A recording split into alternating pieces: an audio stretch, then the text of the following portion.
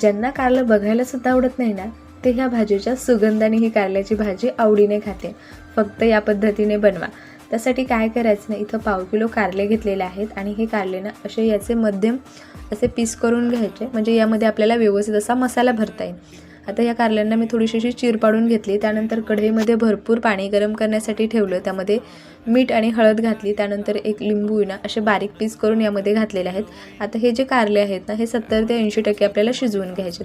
दुसऱ्या कढईमध्ये अर्धी वाटी शेंगदाणे, 2 मोठे चमचे इथं पांढरे तीळ आणि 1 चमचा धणे व्यवस्थित भाजून घेतलं आणि त्यानंतर आहे ना मिक्सरच्या भांड्यामध्ये याला सुरुवातीला असंच बारीक वाटून घ्यायचं। का तर धणे मग व्यवस्थित वाटले ना तरच मग ही मसाला छान लागतो, आणि जर दाताखाली जर धणे आले ना तर मग ते व्यवस्थित लागत नाही।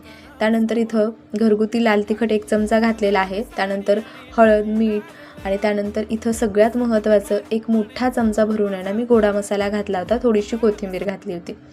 आता हे कारलेसुद्धा व्यवस्थित असे शिजलेले आहेत, पाण्यातून बाहेर काढले आणि त्यानंतर हा जो आपण तयार केलेला मसाला आहे ना, हा व्यवस्थित असा दाबून भरायचा। आता इथे कारल्याच्या जागेवर तुम्ही वांग्याची भाजीसुद्धा या पद्धतीने बनवू शकता, खूप भारी होते।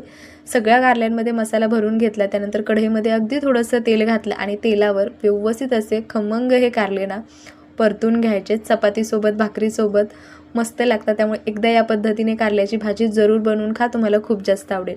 बरं, ही रेसिपी तुम्हाला कशी वाटली ते कमेंट करून जरूर सांगा आणि चॅनलवर पहिल्यांदा आला असेल तर सबस्क्राईब करा।